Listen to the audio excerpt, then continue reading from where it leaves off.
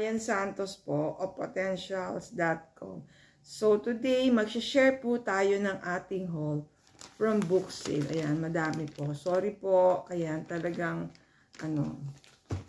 book, tayo, enthusiast, hindi naman addict. So, yun, kasi, yun nga, book sale is, for me, that's my go-to bookstore, aside from National Bookstore, diba? Kasi yung affordability of the books, no? So, share ko po sa inyo. Ano ba yung haul natin? So, this is from SM Northeast. Book sale at SM Northeast. So, ayan po. Secret Bedroom. Creating your personal sanctuary for spirituality, sensuality, and solace. So, it talks about prayers, meditation on how to integrate these things sa ating secret bedroom. Then, visioning. Ayan, si Lucia Capacioni. So, we have other books by Lucia na very, self-development. Ayan po, visioning.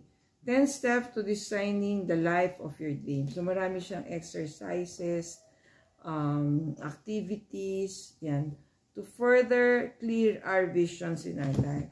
Then, ito po, we bought this, ayan, Love is a Solution. For scrapbooking kasi po, ayan, magaganda po yung pages niya. Nagamit natin sa ating journaling. And yan, another sa ating craft is draw, doodle, design. So, ayan nga po. Art pa rin, ayan. Thank you, Popsy. Ayan. Thank you, Popsy.